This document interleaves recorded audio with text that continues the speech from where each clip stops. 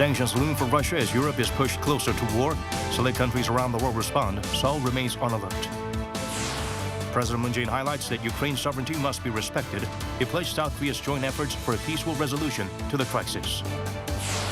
The nation's daily COVID-19 tally surpasses 110,000. Authorities say South Korea is in the initial stages of approaching the outbreak as an endemic.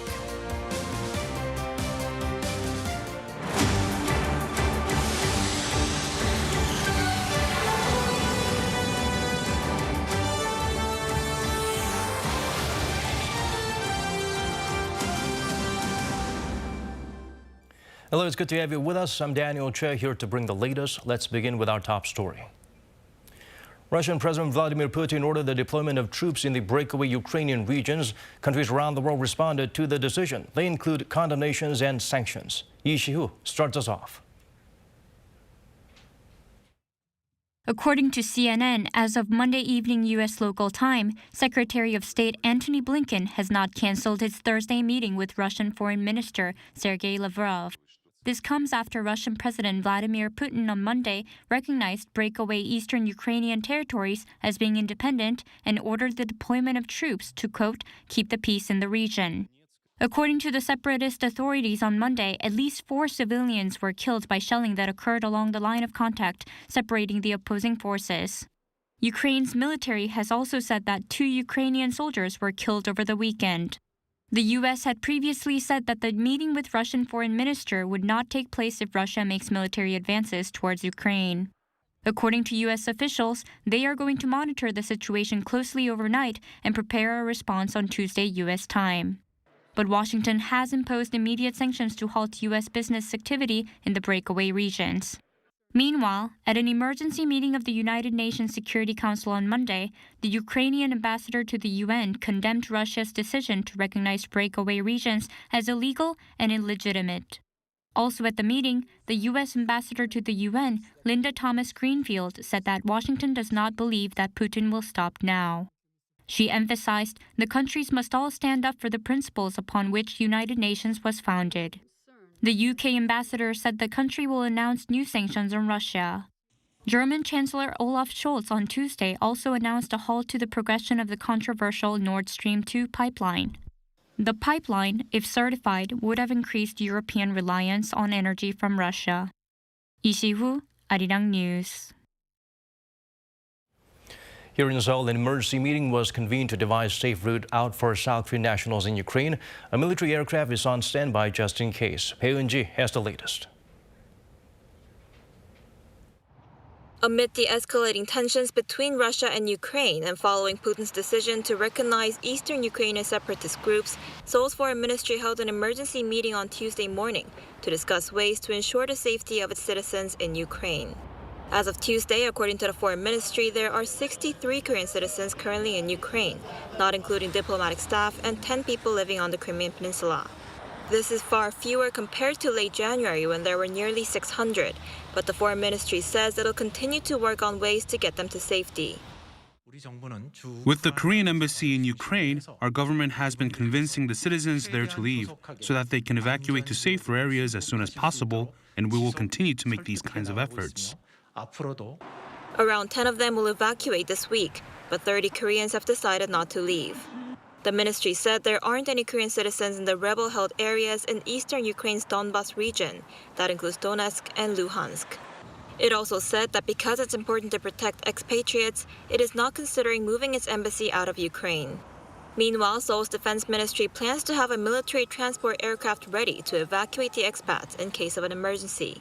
Although it has not received any requests for cooperation yet, it said it'll do so when asked. Regarding the situation, the Defense Ministry will actively cooperate in evacuating the expats when asked for support. The Defense Ministry also said that it's closely monitoring the situation in Ukraine and is sharing information and cooperating with related nations. Pyeongchang, Arirang News. An NSC meeting was held to discuss the Ukraine crisis. President Moon Jae-in said the country's sovereignty must be respected and pledged that South Korea will do its part to help. Kim Da-mi shares with us his remarks. President Moon Jae-in said on Tuesday that Ukraine's sovereignty must be respected and pledged South Korea's joint efforts for a peaceful resolution to the crisis. Presiding over a National Security Council meeting, Moon voiced concerns that the situation in Ukraine is escalating. 우크라이나의 주권과 영토 보존은 존중되어야 합니다. 대화를 통한 평화적 해결 방안을 적극 모색해야 합니다. While putting an emphasis on cooperation between countries around the world to resolve the issue peacefully, Moon vowed South Korea would actively participate in these efforts as a responsible member of the international community. Moon's chairing of Tuesday's meeting came as the Ukraine crisis appears likely to have some impact on the safety of South Koreans in Ukraine as well as the South Korean economy. The president instructed officials to prepare thoroughly to protect South Korean nationals and closely cooperate with related nations to secure their safety and evacuation. He further ordered the government to come up with measures to minimize the fallout for the South Korean economy as a supply chain disruption, especially for energy and raw materials, and uncertainties in the global financial market could affect the overall economy. 김다미, Arirang News. South Korea's Financial Supervisor Service vowed to do its utmost to deal with economic uncertainty stemming from the Russia-Ukraine tensions by strengthening management of foreign currency liquidity and the financial markets. The FSS pointed out a rise in commodity prices and a contraction in trade appear inevitable if other countries put more sanctions on Moscow. The BOK meanwhile highlighted that the tensions could affect the Korean economy in general, including growth and consumer prices. To ease concerns, the FSS plans to set up a round-the-clock emergency response system. This includes inspecting Russia-related foreign exchange payment systems, setting up hotlines connected to FX banks, and monitoring foreign investments. The government believes it has raised the country's global status through summit diplomacy during the past 5 years and vowed to hand over the best result to the next administration. For the incoming president and officials, a series of tough diplomatic issues lie ahead. Yoon Suk-yeol provides a glimpse of what to expect. With the presidential election less than a month away, the government said on Tuesday that it will carry out follow-up measures for its previous summits and hand over the best results to the next administration. Since taking office in 2017, President Moon Jae-in met world leaders more than 140 times. Moon met North Korean leader Kim Jong-un 3 times in 2018, and last year he met U.S. President Joe Biden. Experts say the government has maintained stability on the peninsula so far, but tough issues lie ahead, particularly at a time when Pyongyang test-fires missiles and signals a possible return to nuclear and ICBM tests. We'll have to come up with serious proposals or measures to prevent North Korea from advancing further in terms of nuclear and missile development. Reports say Biden is likely to visit Seoul in May, during which he will likely hold a summit with the new South Korean president. While bolstering the alliance with Washington, Seoul is likely to continue seeing U.S.-China competition following the Biden administration's Indo-Pacific strategy layout. Newly elected South Korean government doesn't have to make it explicit that they're going to be siding with the United States on the military front, but emphasizing the science and technology and economic cooperation. As for relations with Japan, Tokyo is pushing to get its Sado mines, which used wartime forced labor, listed as a UNESCO World Heritage Site, and negotiations with Japan will fall under the new president. Difficult issues lie ahead, including compensation for the Korean victims of wartime forced labor and sexual enslavement. Seoul's foreign ministry says the Moon administration has raised South Korea's global status through summit diplomacy during the past 5 years. That includes cooperation with ASEAN and Central Asian countries, as well as the Middle East and Africa, saying those have helped increase opportunities for the construction and defense industries. Experts say expanding South Korea's diplomatic horizon will still be important, and cooperation with the international community is needed on issues like the global supply chain, ending the pandemic, and climate change. Yoon Jung-min, Arirang News. Starting Friday, the South Korean Navy will take part in a multilateral exercise led by India. A frigate carrying around 100 troops is dispatched for the Milan 2022, which will run until March 4th. It's the nation's first participation in the drills. Originally, there were plans to join in during 2020, but that couldn't happen due to the pandemic. This year, 15 other countries, including the U.S., Japan, and the U.K., will be sending their vessels.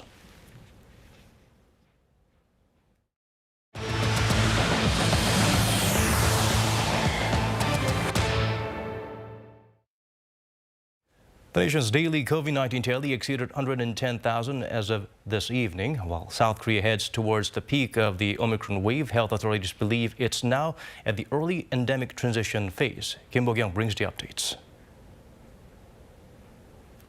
South Korea saw 99,573 new cases of COVID-19 on Tuesday. The tally increased by more than 4,200 compared to the previous day. It is also a 1.7-fold increase on week. The number of critically ill patients remains at 480. Authorities revealed that 98.9% of infections confirmed last week were the Omicron strain. And on Jeju Island, the variant accounted for 100% of last week's infections. Officials forecast that Omicron will hit its peak in late February or early March, when they expect up to 270,000 daily cases. Yet health authorities say the country is now seeing an exit from COVID-19, given that the fertility rate of Omicron is around 0.13%, much lower figure than 0.7% for the Delta variant. For now, we've gone to the initial stage of switching to an endemic management system while keeping a check on Omicron's degree of risk. If we keep the low fatality rate and manage to curb the spread, eventually Omicron will also be dealt with like other infectious diseases. Officials added that vaccination is effective in preventing severe illness and death, given that the unvaccinated, who only account for around 6% of the total population, made up more than 60% of severely ill patients and deaths over the past 8 weeks. Meanwhile, the government is to have 200 more delivery beds for pregnant women within this month, as there have been several cases where expectant mothers with COVID-19 or who have had close contact with a confirmed patient could not find hospitals to deliver their child. For schools, education authorities said on Monday that schools can freely implement online classes or adjust school hours during the first 2 weeks of the spring semester from March 2nd to 11th. Initially, schools were advised to switch to online classes if 3% of all students at a school were infected, or if 15% of all students in a single grade were absent due to infection or self-isolation. Kim Bo-kyung, Arirang News. The Novavax vaccine led to more people getting their first doses here in the nation. In the week since the shots became available on February 14th, there was an increase of first doses given, 20,000 from the week before. In that first week, more than 43,000 people got their first shots, and it was Novavax for 63% of them. A survey of around 300 people who took the Paxlovid pill, meanwhile, shows 81% of respondents found it was effective in treating symptoms. Data also shows there are no deaths or severely ill cases from those who completed Paxlovid's 5-day course. Overseas voting for the presidential election starts Wednesday. According to the National Election Commission, registered Korean nationals based overseas can cast their ballots at 219 polling stations in 115 countries. Voting will take place between 8 a.m. and 5 p.m. through February 28th. Voters must show photo ID such as a passport to cast their ballots. More than 226,000 South Korean citizens are registered, but there will be no absentee voting in Ukraine due to the escalating tensions in that country. Presidential candidates are back on the campaign trail after wrapping up another TV debate. Lee Jae-myung held rallies in his home province of Gyeonggi-do as well as Incheon. He pledged to boost the economy and promised more pandemic relief payments. Kim Do-yeon has the details. On Tuesday, a day after lawmakers passed an extra budget that'll pay around $2,500 in relief funds to small business owners, the candidate for the ruling Democratic Party of Korea, Lee Jae-myung, promised the public more. It's not enough, right? As I've promised, as soon as I'm elected, I will either get a second extra budget passed or give emergency authorization for funds worth more than $40 billion to compensate those who have suffered without being properly compensated. He was back on the road after around a day and a half set aside to prepare for Monday night's debate. And he began the day with rallies just to the west of the capital in the port city of Incheon. Here at a key gateway for the nation's imports and exports, Lee Jae-myung argued why he is a top pick for the South Korean economy, why he is the one who can ensure stable economic growth. He also touched upon the importance of security on the peninsula, saying his key rival's recent comments would only exacerbate tensions with the north. Peace is very important to Incheon. Peace is the answer. He ended the day with rallies in his home province of Gyeonggi-do, hitting the cities of Bucheon and Ansan. There he claimed that Gyeonggi-do has thrived under his leadership as governor in the past 4 years and said he is ready to take on the role of president. The places he visited on Tuesday play crucial roles in the election. The outcome of the election in the city of Incheon tends to reflect that of the nation overall, while many voters in Gyeonggi-do are thought to be undecided. On Wednesday, Lee Jae-myung will be traveling to Chungcheong province and the administrative city of Sejong.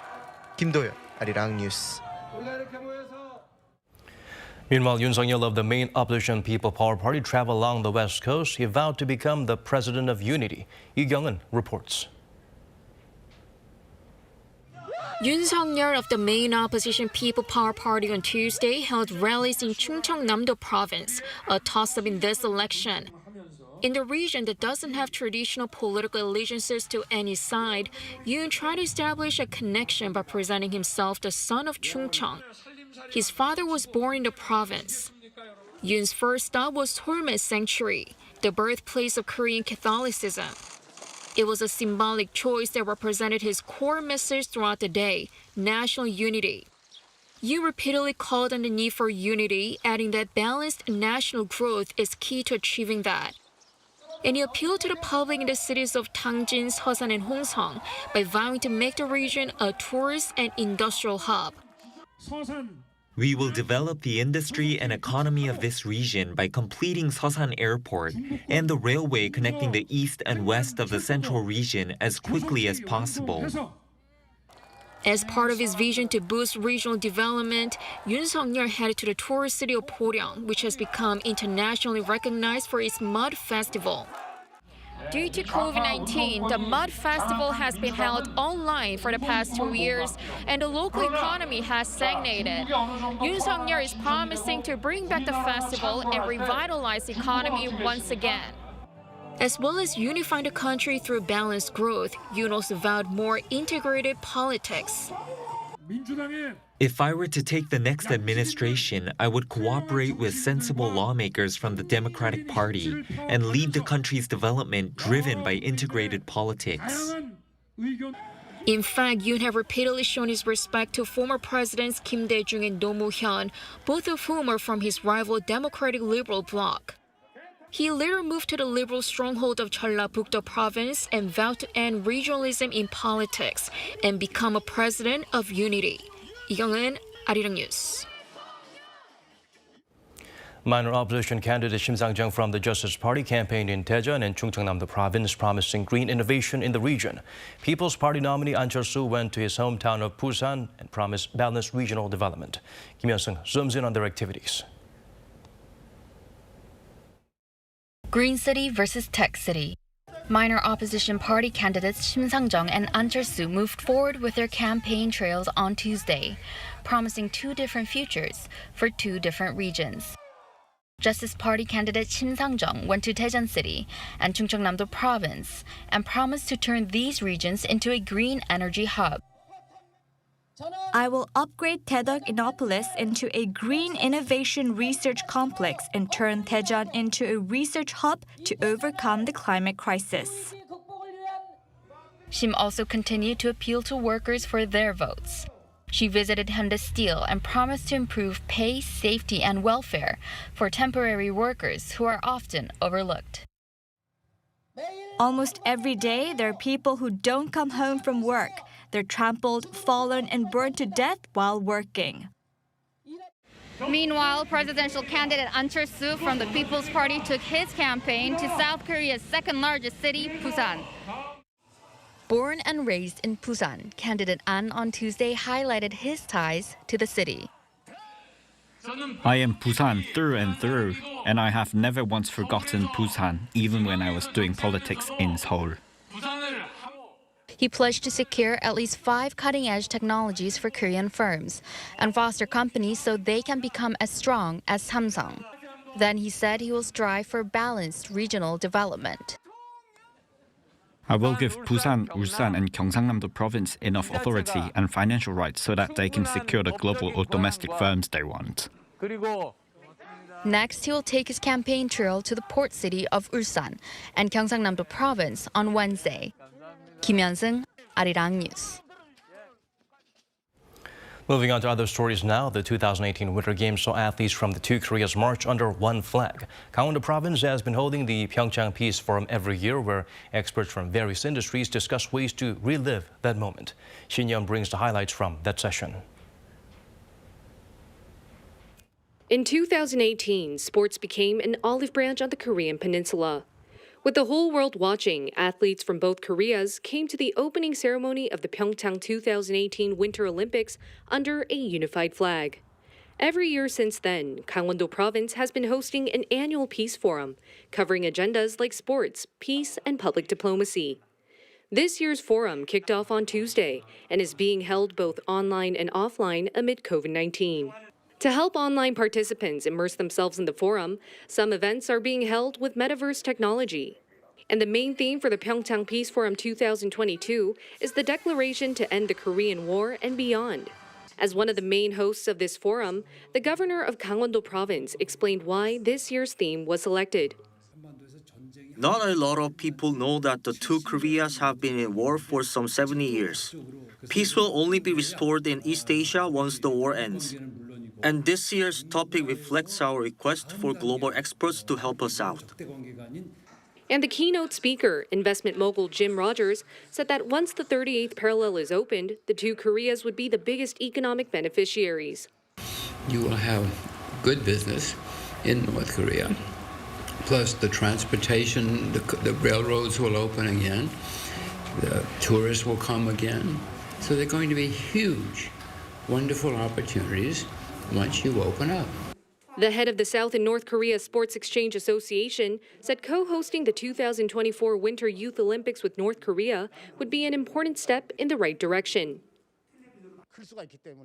Co-hosting the Winter Youth Olympics will not only develop Gangwon-do Province, it will bring peace to Korea, which will then spread to the world.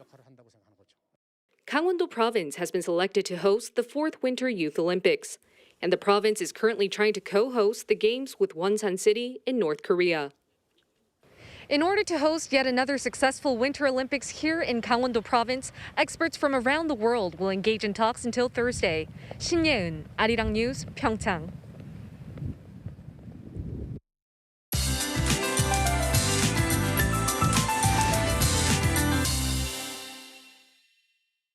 The last cold wave of the season will reach its peak tomorrow. Morning lows will be dropping to -10 degrees Celsius in the capital. Other regions will also see negative figures for the morning hours. This will cause wide temperature gaps between day and night. Places like Chungcheong and Gangwon-do Province will see a gap of 16 degrees tomorrow. Light snow falls in the forecast for the west coast and Jeju Island. Coastal areas of Chungcheong-do and Jeollado provinces will see 1 to 3 centimeters of snowfall. The surrounding regions will see light snowflakes flying around. Meanwhile, dry conditions are worsening. Dry weather warnings are in place for the east coast. Parts of central regions as well as the Gyeongsang-do and Jeollado provinces have advisories in effect. Please be extra careful with fires. Morning lows will be 1 to 4 degrees lower than today. Seoul will start off at -10 degrees. And more sunshine is expected for the daytime. Seoul will get up to 0 degrees. Daegu and Gyeongju will be reaching 4 degrees Celsius. Temperatures will be on a rising trend starting on Thursday. That's all for now, and here are the weather conditions around the world.